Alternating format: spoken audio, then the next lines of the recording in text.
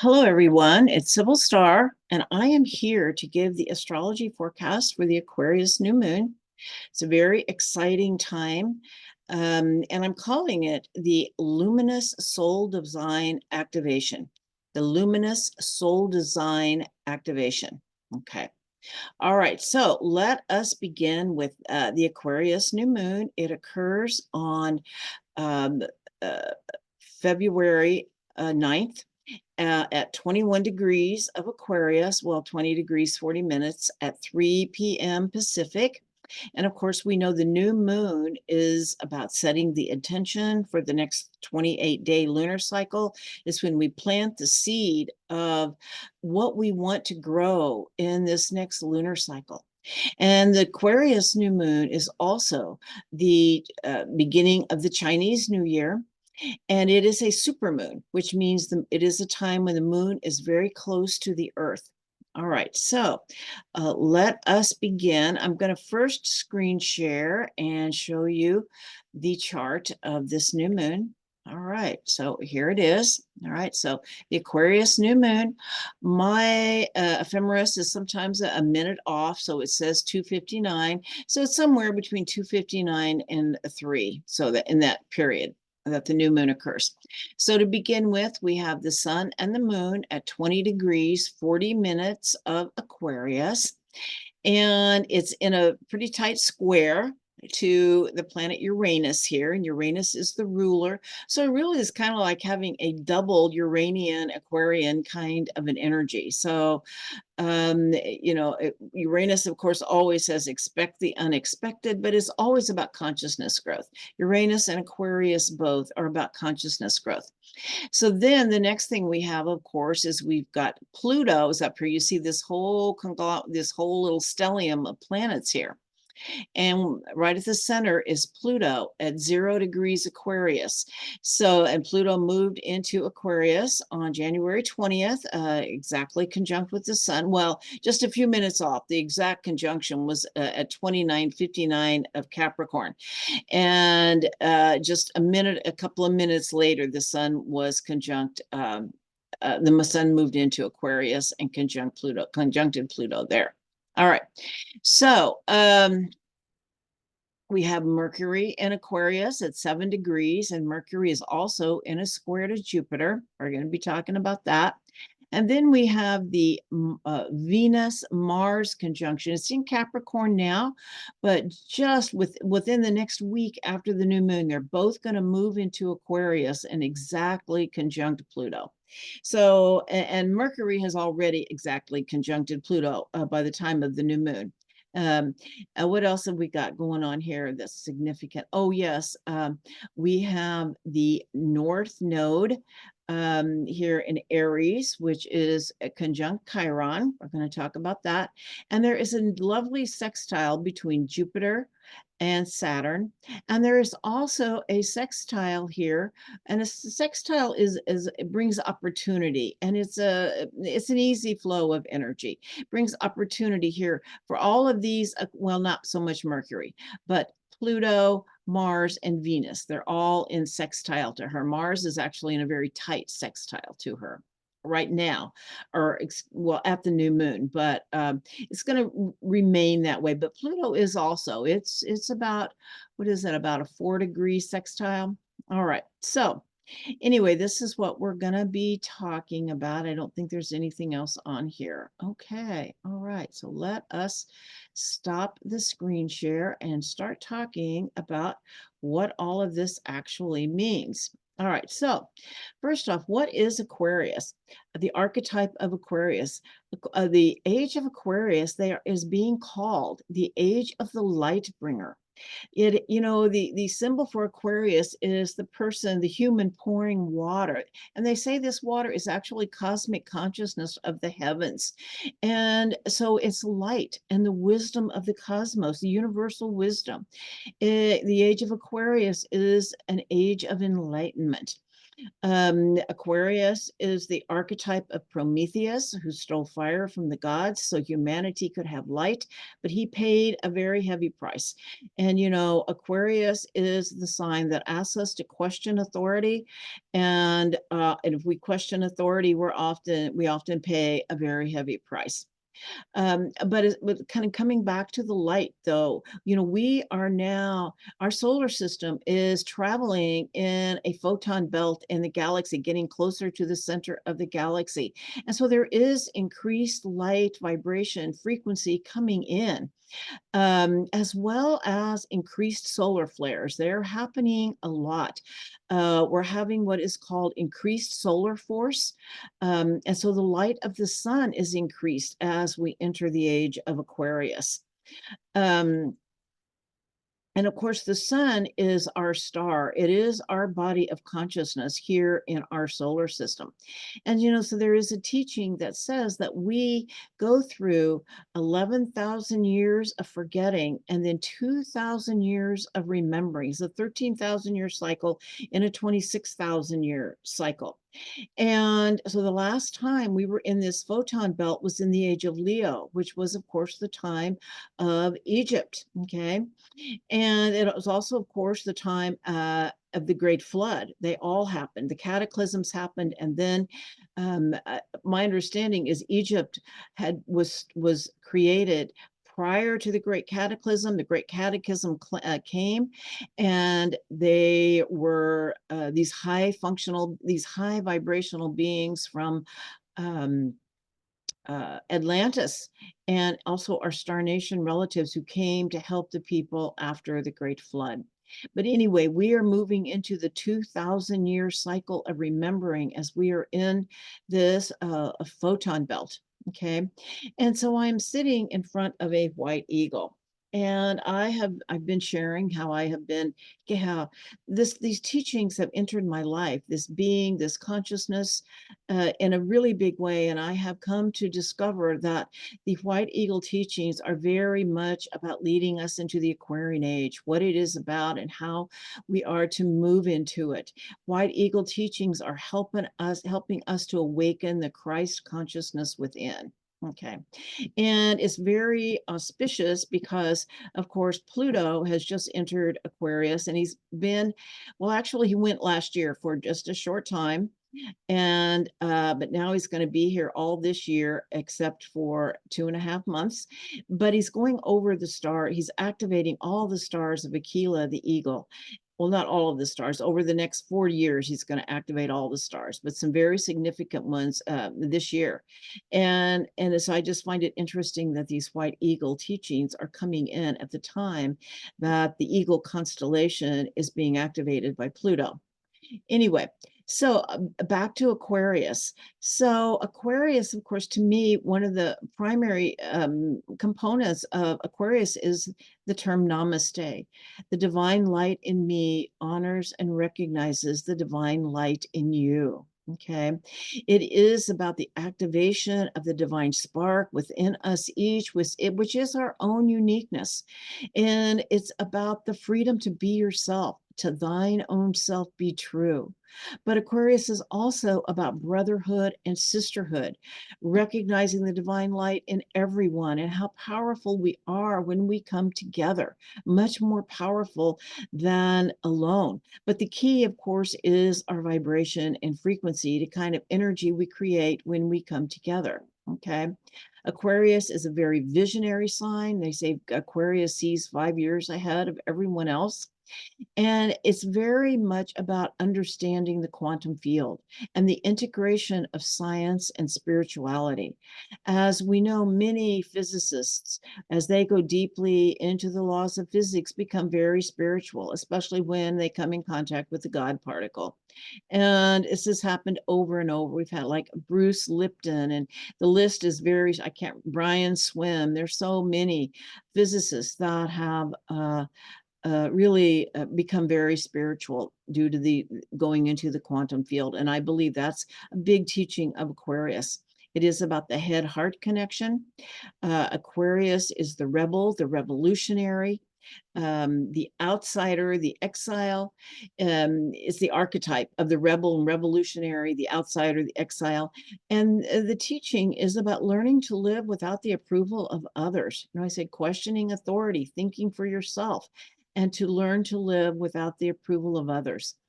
The shadow of Aquarius is the feeling of not belonging. Feeling that outsider is very strong in many Aquarian souls. And some say that Aquarius is very emotionally attached, but I have many Aquarian planets, and I feel like it is a defense mechanism that is used out of a fear of being rejected. Rejection is a huge Aquarian issue. It's also, like we say, the rebel without a clue. It's like, the key is to question authority, but it is also is having questioning authority for a reason, not just to rebel. Okay. All right. So anyway, so this also square Uranus, which really activates that rebel without a clue or authority issues, both being there. Okay. All right. But it is ultimately, it is about the connection to the universal mind, the mind of God.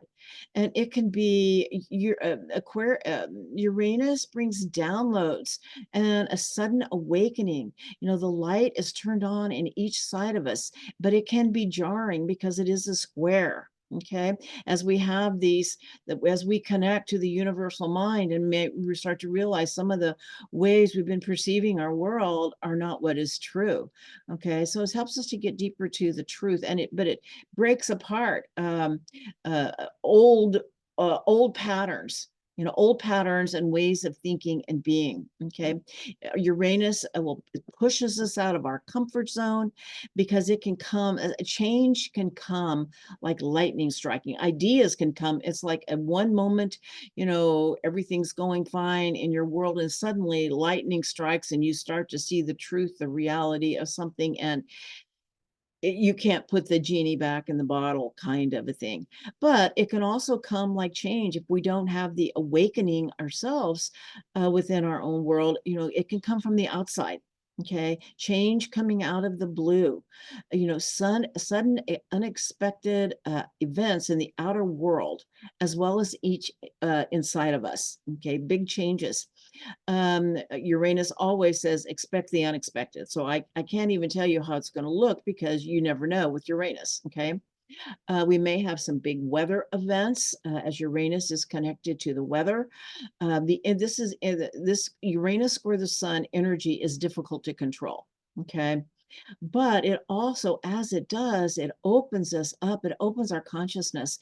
And one of the places it will open with a Taurus is the magic of nature and the consciousness of Mother Earth becoming more accessible.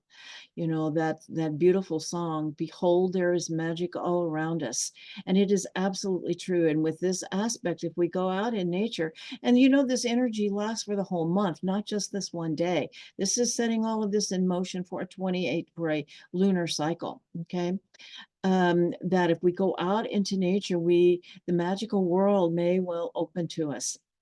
We're also having massive cellular upgrades to our bodies, activating new cosmic human temples and light codes. This is why I'm calling this the Luminous Soul Design Activation. And so, what is the soul design? Well, we have the human design. Well, I feel like what is coming in now is the soul design that is like the new overlay. And it is the light codes that are activating this cosmic DNA into our becoming what is known as Homo Luminous. Okay, it is a new uh, um, uh, it's a new level of being human, and it's integrating a higher consciousness frequency, more light in our bodies. And it is coming, and it is light codes that are actually coming in. Like I said, there's so many solar flares. We're in this photon light belt, and there's different points where, let's say, the astrology will indicate when we're getting this light. And I feel like the Aquarian new moon is one. And we're getting it to help us remember our pathway to prime creator, to expand and activate our faculties as multidimensional beings. It is a remembrance of universal wisdom and the awakening of the Christ consciousness within each of us. This, what all this light coming in is what this is about. And as we remember who we are, we will remember why we came, our soul mission. And it allows us to hold and anchor more light that is coming in. It's coming into us and into Mother Earth. And at the same time, we have Pluto in Aquarius. Okay. And Pluto, Pluto brings up the shadow. Pluto is the roto-rooter. He is the purifier. Okay. So it isn't like we're going to be able to do spiritual bypass. Pluto in Aquarius takes us deep inside of ourselves, into our emotional body. It's really healing our emotional body.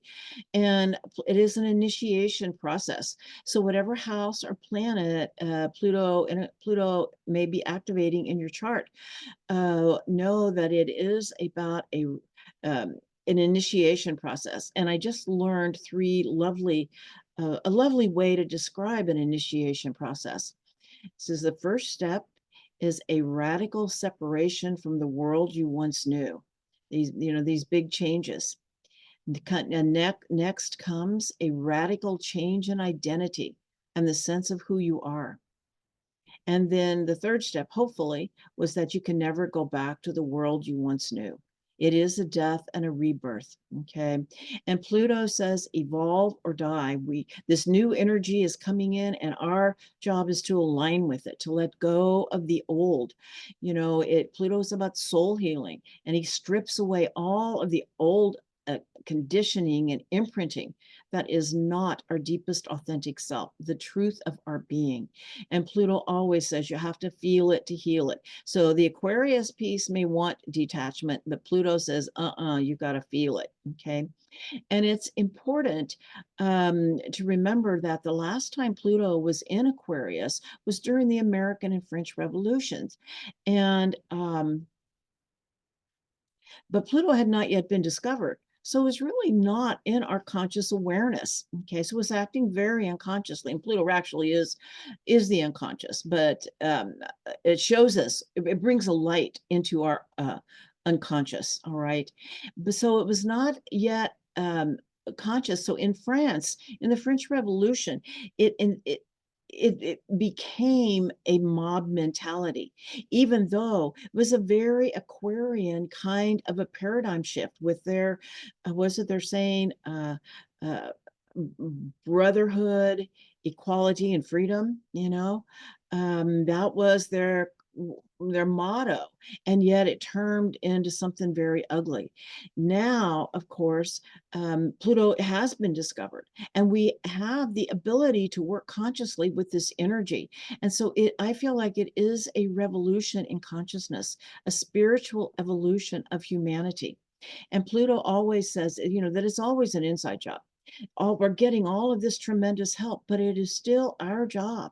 And not everybody is going to be ready to make this shift in consciousness that many will and many won't. Okay.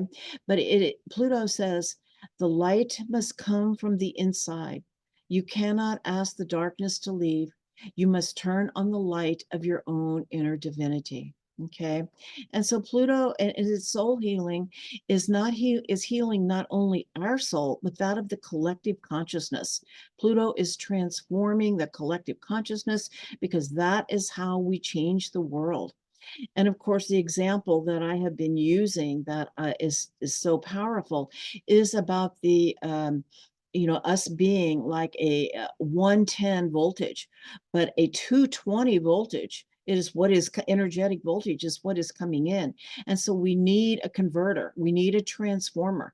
Well, that's what Pluto's name is. He's a transformer. And Pluto transforms through forgiveness, through healing and forgiveness, and letting go of all the old hurts and traumas, forgiveness of self and other. That is how we transform and let the lower frequency vibration go and be able to hold this higher vibration. And of course, Pluto in Aquarius is so much about the power of the people. And when we come together with others as healed beings, and our light activated in the same resonant field, is how we change the world. Okay, that is how we meet the energy, and that is how we change the world. But if we're not there, if the group energy is still really low, it really can revert to the lowest common denominator or a mob mentality. Okay, Pluto always brings up intense emotions and shadow work. Pluto will show us where we are still unhealed so we can do the shadow work. But ultimately, Pluto is about self-empowerment and alignment with divine will. And I love this definition of power that I recently heard, and it is: power is how we hold and sustain the divine frequency in us.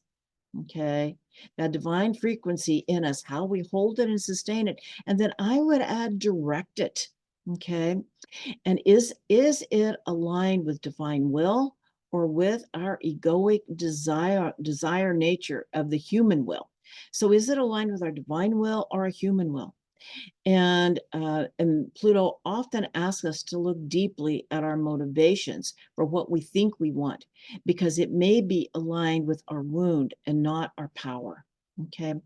Now, I'm going to talk more about this as I get to the Pluto-Mars conjunction. But first, I want to just talk about how interesting this is. This is the first time when Pluto came into Aquarius last year. It was there for only a few months, but it didn't uh, it didn't conjunct any of the inner planets in Aquarius. So this is going to be the first time in our lifetimes that Pluto has conjuncted, has come into alignment conjunction with the three inner planets, Mercury, Venus, and Mars, all in Aquarius. So this is a new energy that is being initiated in.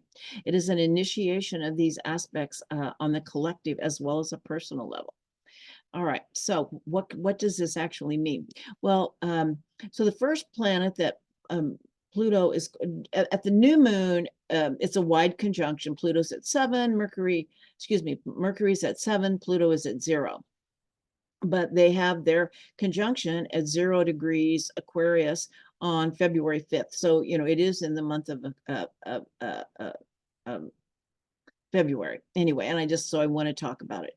So Mercury in Aquarius is about thinking outside of the box, and Pluto conjunct Mercury adds depth and intensity to our thinking and our communications.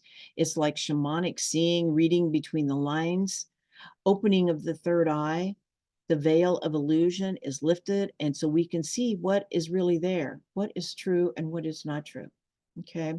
And also becoming aware of our own patterns, own thought patterns. And Mercury is also squared Jupiter at this new moon, which indicates expanded, optimistic, and inspirational thoughts. It's about the elevation of our thoughts. Pluto kind of takes us deeply in, but Jupiter takes us, expands and lifts us up. Okay. All right. Now, Pluto conjunct Mars is at the new moon. Mars is at 27 degrees of Capricorn, but there's going to be an exact conjunction of Mars and Pluto at 0 degrees. I believe is 29 minutes, or I'm not sure how many minutes. Anyway, but it's going to be exact on February 13th. So Mars moving into Aquarius is independent, freedom-oriented, but also a team player. There's a whole lot more there, but I really want to talk more about the Mars-Pluto conjunction, because they say, and that first off, Mars is the warrior. It's our planet of action. It's our desire nature. It's the just go for it. Okay. But it's also the place where we hold anger, where we set boundaries. The warrior is a protector. Okay. And so, but it's one of the planets that is most difficult to handle well. And Pluto, they say, is the higher octave of Mars. It's kind of Mars on steroids. But Mars is a lot more forthcoming, whereas Pluto is a lot more secretive. Okay, that's the way to say it. All right. But anyway, Mars is about our human will. Our ego says, I want this. Mars says, all right, I'm going to go get it for you.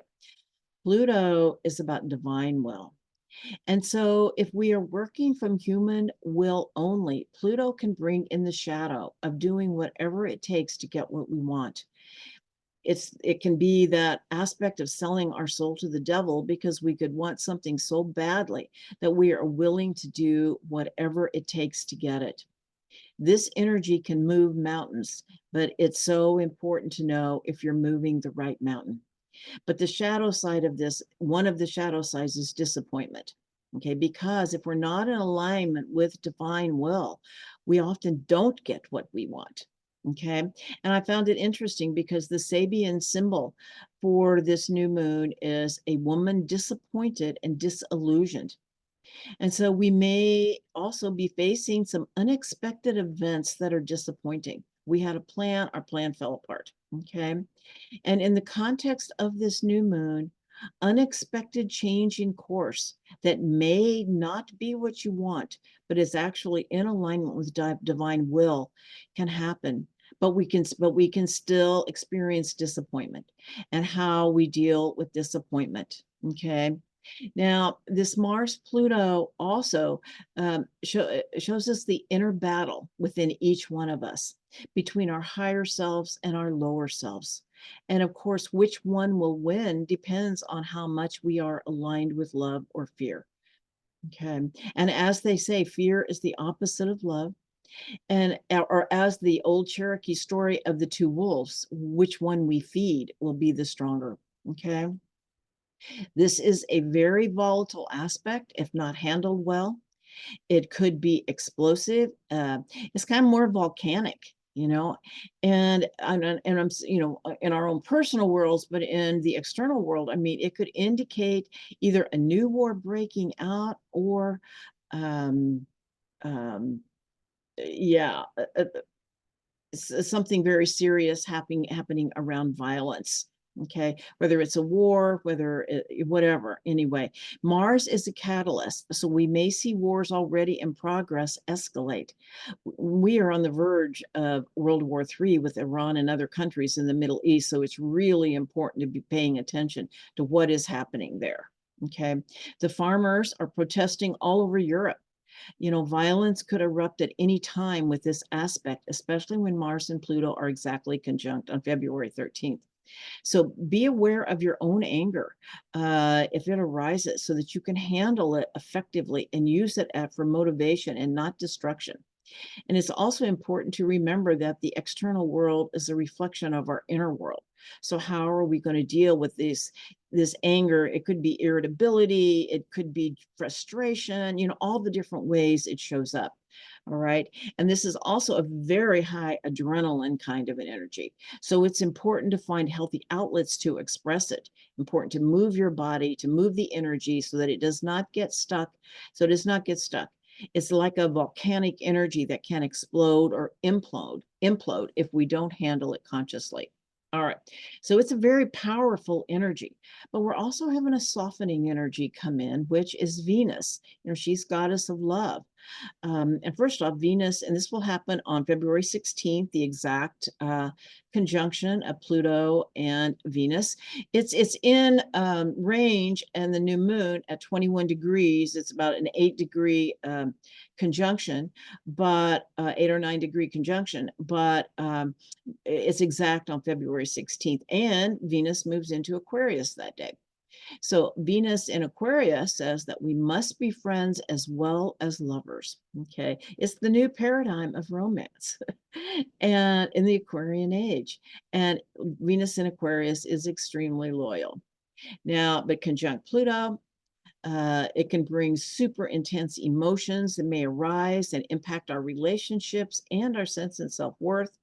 We may also find ourselves in power struggles or a battle of wills with others. It could be a very challenging time for relationships.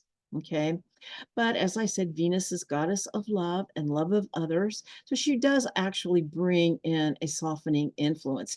And also, creativity would be a super way to use this energy. Now, as we speak of it all together, the Pluto, Mars, Venus conjunction is also sextile Neptune. Um, I wanted to say one more thing about the creativity is how we channel the divine frequency into creations of beauty and acts of love. That is a beautiful way to get centered within yourself and use your energy that way. Anyway, and as I said, the Pluto, Mars, Venus is sextile Neptune, and Neptune is about divine love. And divine love says to open your heart to love, and that love heals everything. And as you do, you may feel the places where you are still carrying the pain of old trauma and fear. Breathe into it and let it go. This aspect asks you to risk your heart, to risk it, to open your heart, to feel, to be able to feel. It is said that we have come to earth to have our hearts open to divine love, which is compassion, to feel the suffering and the beauty. And that is how we move through it. The new world is coming through our hearts, not through our minds. And it takes courage to say yes to what feeds your soul. And this is part of the soul design activation, is to give your soul what it needs. The light codes are coming in, but our job is to follow the energy and to follow what feeds your soul and makes you come alive, what makes your soul sing. I mean, and it doesn't, I'm not even talking about work. It can be work, but it's really like, is it your children?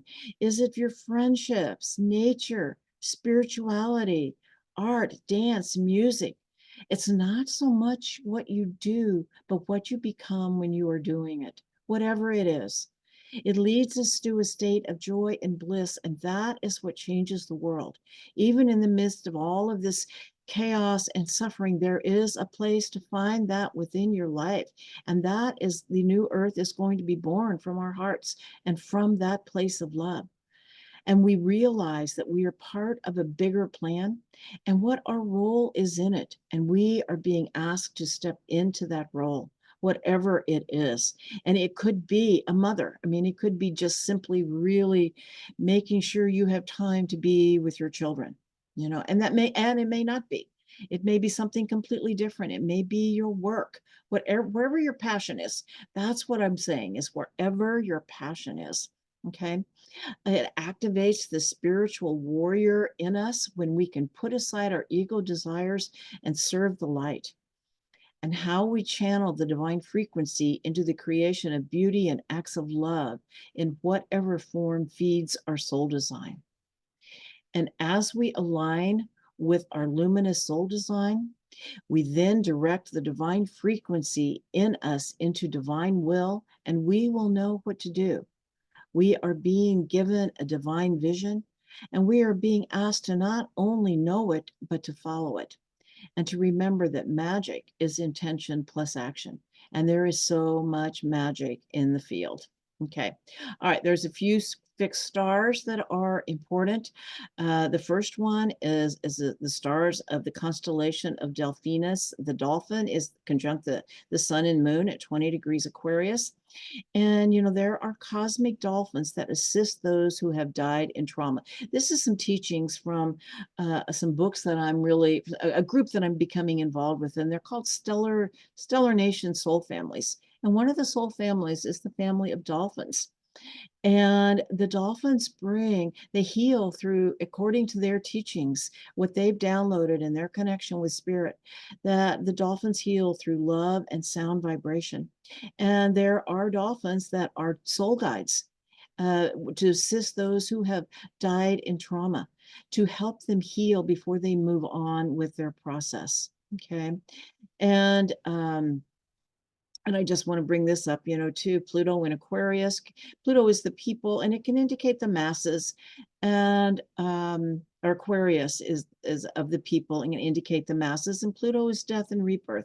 And I just want to say that it can indicate mass death. And I'm not saying it will happen, but to just know it's in the field, and that we know many have died. It is said that all-cause mortality worldwide is up 40%. We have potential for some very powerful wars to happen. And Mother Earth is also in a time of reset and balance. So there's so much instability and earth changes.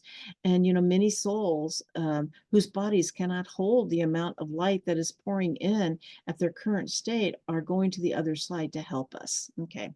All right, and I'm going to talk just a little bit here too about Aquila, the eagle, because we've got Pluto, Venus, Mercury, and Mars all activating all of the stars of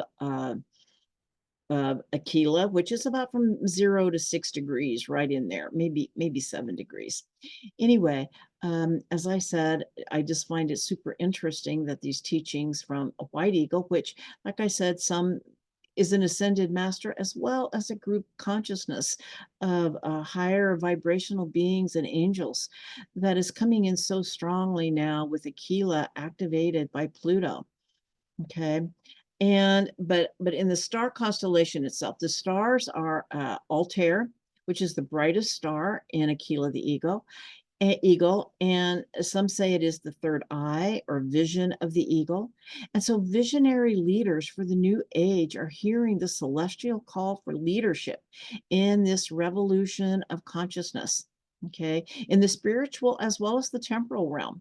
The more we are aligned with the light, we will draw these visionary leaders to us in the temporal realm. And we may even be it ourselves, especially if you have Aquila, the eagle, this Altair, which is currently at 2 degrees, 6 minutes of Aquarius.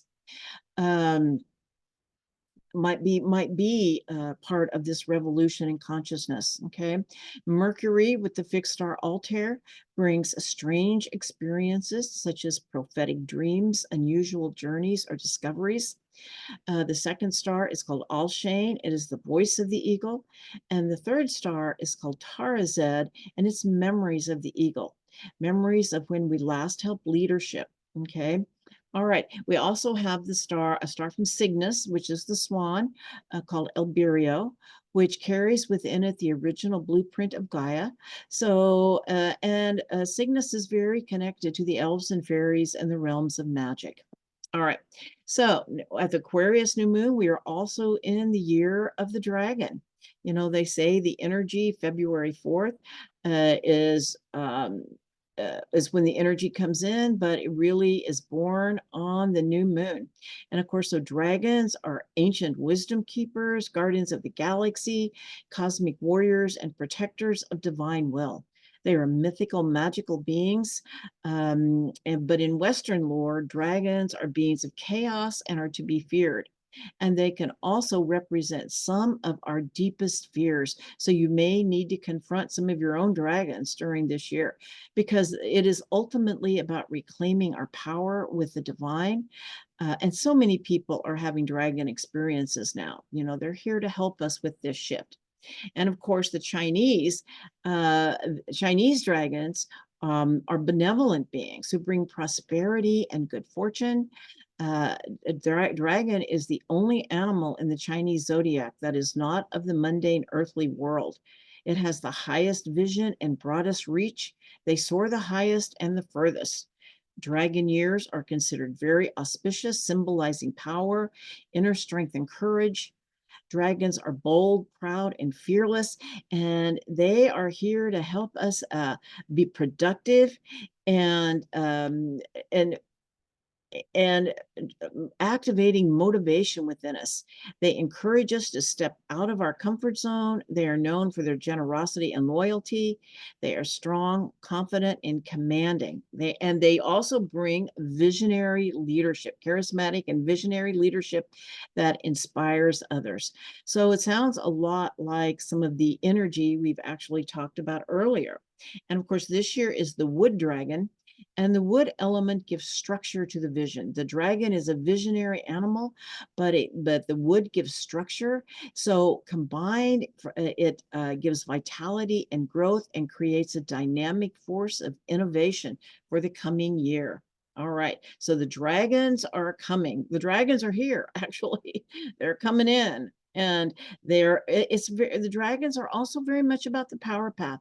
They are leading us to our power, to claiming our power, just like Pluto is. Pluto in Aquarius. It's how everybody's being asked to step up to their soul mission, to a little higher level, to take more responsibility somewhere. Wherever it is showing up in your life to be a leader. Okay.